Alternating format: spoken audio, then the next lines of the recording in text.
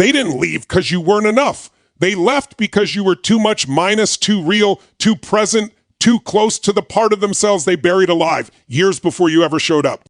You didn't lose a relationship. You lost a mirror that refused to look back. And somewhere in the back of your chest, you've been punishing yourself for it ever since. That stops today. Every time they pulled away, you searched yourself.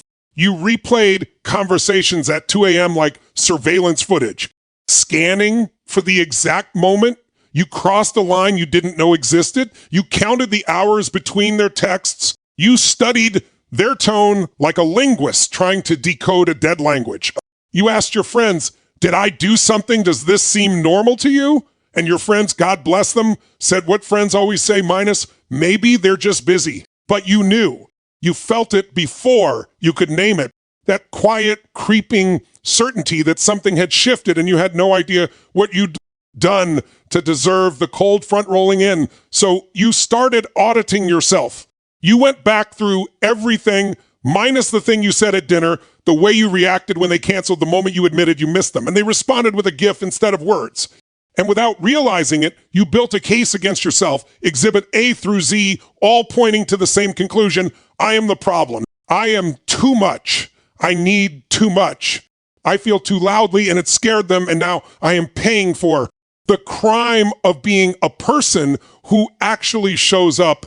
But here is what nobody sat you down and told you. And what I need you to hear right now, like your life depends on it minus. Because in a way, your peace does. Their withdrawal was never a response to something you did. It was a reflex, a deeply wired, years in the making survival mechanism that predates you entirely. By the time you walked into their life, the blueprint was already drawn. The walls were already built. The exits were already mapped. You didn't trigger their avoidance by being too loving or too present or too real. You triggered it simply by existing minus because existing meant being close. And closeness is the very thing an avoidant nervous system learned to treat as danger long before it had the language to explain why. Think about that. Really think about it. Their pattern didn't begin with you. It began in rooms you've never seen with people you've never met. During years you weren't even part of their story. It began with a parent who was unpredictable, or affection that came with conditions, or a childhood where vulnerability meant exposure and exposure meant pain. Somewhere in their formation, their brain made a decision, minus a decision that felt rational given the evidence available at the time, minus that needing people was the fastest route to getting hurt. So they learned to need less, to feel less, to keep the door cracked but never open, to let people close enough to say they tried but never close enough to actually feel it. And then you came along warm, real, consistent, capable of a depth of feeling that most people spend their whole lives trying to find in someone else. And instead of that being exactly what they needed minus, because it absolutely was minus, it became exactly what their nervous system couldn't process. Because here's the cruel irony of loving an avoidant. The more real you are, the more they retreat, not because you're wrong, because you're right.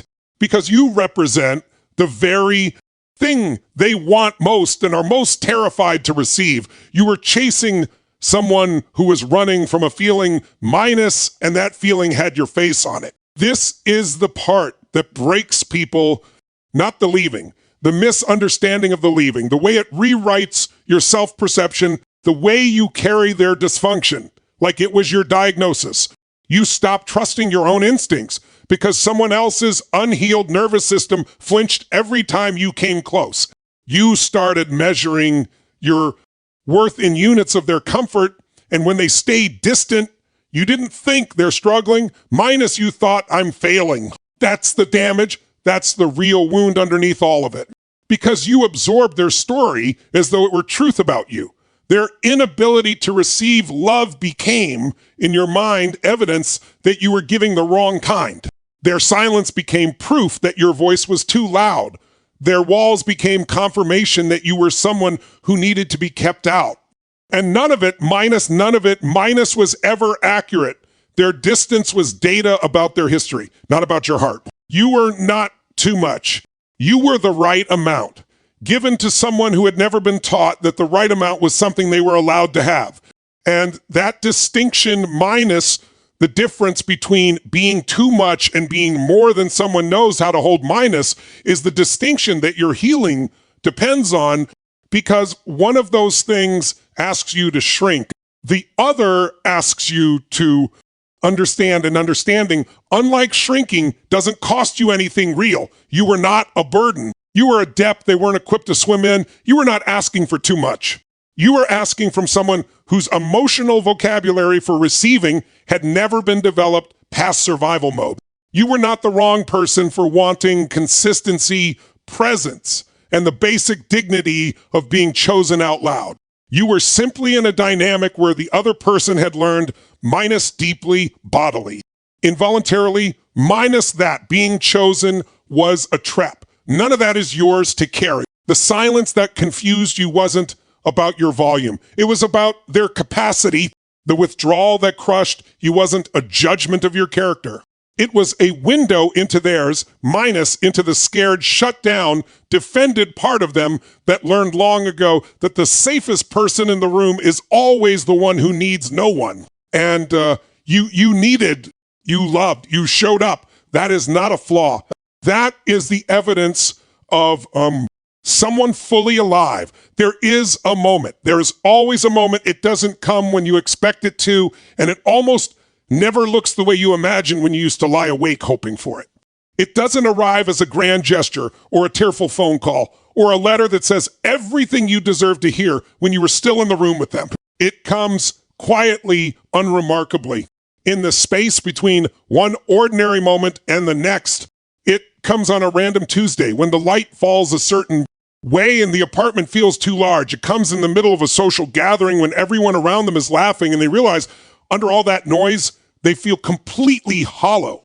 It comes when something small and stupid, minus a song, a restaurant, the specific weight of a Sunday afternoon. The way the air smells before rain, minus lands with a force they can't explain, and suddenly they are standing in the middle of their carefully constructed solitude, and they feel it. The loss, the moss, the real, specific, irreplaceable loss of you, and in that moment something cracks open, not dramatically, not all at once, but a sliver of light comes through the armor they spent years perfecting, and what it illuminates is devastating in the quiet way only truth can be. They see what they dismantled, what they dismissed at arm's length while telling themselves they were protecting their peace, what they kept at a distance until the distance became permanent, minus not because you stopped reaching, but because they kept engineering reasons to stay unreachable. They see you finally and fully in your absence. And the cruelest part of avoidant psychology, minus the part that should make you set down any remaining guilt you've been holding minus, is that this recognition almost never comes while you're present. It comes after. It comes in the silence they chose. It comes in the freedom they thought they wanted and found empty. It comes in the next relationship that's easier because it's shallower, and easier because it cost them nothing, and cost them nothing because there is nothing real enough to lose. They find themselves in comfortable, unchallenging connections that ask nothing of them minus, and they realize somewhere beneath the relief, that being asked for nothing feels exactly like being worth nothing. That is when your face reappears in their mind. Not the version of you they constructed to justify the distance, minus not the too needy story, not the too intense label they used as a Naki. Exit ramp, the real version, the version that remembered the small things that showed up without being asked, that loved them in the specific attentive way that told them they had actually been seen minus, and that they ran from that seeing because being seen meant being known, and being known meant that if they were then rejected, there would be nowhere left to hide. Here is what's underneath the armor when it finally cracks grief they never let themselves feel. Want they spent years converting into self-sufficiency. A loneliness so normalized, they stopped recognizing it as loneliness and started calling it independence. And underneath all of that, minus deepest, most carefully buried, minus a terrifying suspicion that the love they pushed away was the kind that doesn't come twice. They are right about that last part. But here, minus right here, minus is where you have to be ruthlessly honest with yourself, because this is the part where people lose years of their healing.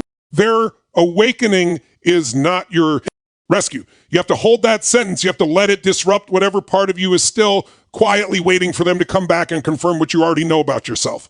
Because the fantasy of their return is seductive in a very specific way. It promises that your worth will finally be validated by the person whose validation felt most withheld. It promises that the pain had a point, minus that the waiting, the shrinking, the late nights analyzing what went wrong were all part of an arc that ends with them realizing you were right all along. But that's not healing. That's outsourcing your value to the person least equipped to carry it. Their realization doesn't rewrite what happened in your body during the years you spent second-guessing yourself. Their regret doesn't restore the confidence you quietly gave away every time you made yourself smaller to keep them comfortable. Their recognition, minus, even if it's genuine, even if it's delivered with tears and honesty and everything you once would have given anything to hear, minus, cannot do for you what only you can do for yourself, because what you actually need is not for them to see you. What you need is to stop needing them to. That is the threshold. That is the actual moment of transformation, minus, not the moment they crack open, but the moment you realize that their opening no longer determines your worth. When you can hear of their regret with compassion, but without hunger. When their eventual understanding becomes irrelevant to your sense of self.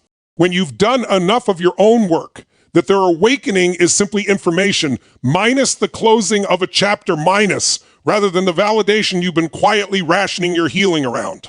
Because regret is not repair, realization is not return, and even if they came back changed, minus, and some do genuinely, minus, you are not the same person you were when they left. You cannot step back into a dynamic you've outgrown just because they finally caught up. The moment their armor cracks, something is revealed, but it's not what most people think. What's revealed isn't just their feeling for you. What's revealed is the cost of their pattern minus the emotional tax of keeping everyone at a manageable distance until manageable is all that's left. What's revealed is the architecture of their own loneliness, built brick by brick with every person they let go, every time they chose the exit before the vulnerability could demand anything real of them. You were not the only person they lost this way. You were just the one who made them feel it most. And that, if nothing else, should tell you everything about what you carry, minus, and everything about why you deserve a room where that weight is met, not managed. Where your love is received, not rationed out, in whatever portion someone decides is safe enough to accept today. Their armor cracked. That is their journey. Yours is learning that you never needed to be the one to break it. Let's talk about the shrinking, not the weight loss kind, the soul kind. The slow, barely perceptible process of editing yourself down, minus sentence by sentence, need by need, boundary by boundary, minus, until you become a version of yourself that is easier to be around and harder to recognize in the mirror. You probably don't even remember when it started. It's never a single moment. It's an accumulation. It's the first time you felt your enthusiasm land wrong, and you noted somewhere below conscious thought that you should dial that back next time. It's the time you reached for their hand and felt them not quite reach back, and the conclusion you drew, minus, without evidence, without fairness, almost automatically minus, was that you had reached too soon. It's the first night you didn't say, "I miss you," because the last time you said it, the response was too short and too flat, and the silence afterward had a particular quality that told you, this is too much. You are asking for too much. Pull back. Contain yourself. Make yourself a size they can manage. And so you did. You became an expert in emotional portion control. You learned to wait slightly longer before responding, to express needing them in roundabout, deniable ways, to perform casual when you felt desperate, to smile through cancellations, to swallow the conversation you actually needed to have and replace it with, "No, it's fine. Really, don't worry about it." You built an entire personality around being low maintenance, minus, not because you are, but because loving them required it. You did all of this with the quiet, unspoken hope that if you could just find the right size, minus the perfect volume, the correct emotional temperature, minus, they would finally feel safe enough to stay. They didn't stay. And here is why that matters in a way you haven't been told yet. The version of you that got smaller was the version of you that suffered most, not the full version, not the one who loved loudly and showed up fully and dared to say out loud that this relationship mattered, that version minus the one you kept trying to tuck away so they'd feel more comfortable, minus that was the version with the most life in it. And the more you edited her, the more of your own vitality you handed over without receiving anything back in return. This is the rarely named tragedy of loving someone avoidant. You don't just lose them. You lose yourself in the losing. You exit the relationship carrying less of yourself than you brought into it, minus lighter. Yes. But not in a good way. Lighter in the way that something is lighter when pieces have been taken off it. And the even harder truth, some part of you believed that was the deal. That love required that kind of toll, that the measure of how much you cared was how much of yourself you were willing to reduce. It wasn't, it isn't, it never will be. Here is what you could not have seen from inside it, but what is unambiguously true from the outside looking in, the qualities that made you too much for them are precisely the qualities that make you extraordinary to anyone with the emotional range to receive them. The way you remember details minus what someone ordered the first time you went to that restaurant, what they said about their mother, what they looked like when they talked about the thing they used to love as a kid. That's not neediness. That's attunement. That is a rare and staggering form of presence that most people move through their entire lives without ever experiencing from another human being. The way you felt things fully minus, the way a good moment actually landed in you, the way hurt didn't just pass through but stopped and sat and demanded to be understood. That's not fragility. That's depth. That is the very quality that separates a life genuinely lived from one simply endured on comfortable, manageable term. The way you wanted to be chosen, minus out loud, explicitly, without subtext or inference, minus that is not insecurity. That is the completely rational desire of someone who understands that love without expression is not love. It's just proximity. None of that needed to be fixed. None of that warranted the careful self-censorship you performed daily, hoping they'd reward the quiet version of you with the presence the real version of you was starving for. The intensity they couldn't metabolize. There are people minus real, available, emotionally whole people, minus for whom that intensity is not a thing to manage, but a thing to match. People for whom your full expression isn't a demand, but an invitation. People who will not flinch at your depth because they have been waiting their entire lives for someone who can go there with them, stay there, and not call it drowning. You were not in a relationship that revealed your flaws. You were in a relationship that revealed a mismatch in capacity. And a mismatch in capacity is not a verdict on either person's worth, minus it's information about fit. A key that doesn't open a particular lock isn't a broken key. It's the wrong door. But here's the thing nobody says loudly enough. And the thing I need to be the loudest about right now, you cannot find the right door if you've reshaped yourself into a key that fits the wrong one. You cannot walk into the relationship you actually deserve while still performing the minimized, curated, emotionally compressed version of yourself that you built to survive the last one. The new room minus the one with the right fit, the right capacity, the right person minus it, requires the full you, the unedited draft, the version that needs things and says, so the version that loves completely and expects to be loved completely in return, not as a demand, but as a baseline. That version is still in there. Maybe dusty, maybe unsure of itself, maybe half convinced by now that the edited version was more lovable. It wasn't, it was just easier to dismiss. The person you became while waiting minus the smaller, quieter, more careful person minus served a purpose. It helped you survive a dynamic that would have consumed you entirely if you hadn't found some way to make it work. It was intelligent in its own way, a form of protection wearing the costume of accommodation. But the waiting is over, and what's required now is the hard, deliberate work of undoing that compression, of reclaiming the needs you were trained to call too much, of relearning the sound of your own voice at full volume in spaces that deserve to hear it. You were never too much. You were simply in the wrong room with the door barely open, trying to make yourself small enough to slip through without disturbing the air. Walk through a different door fully.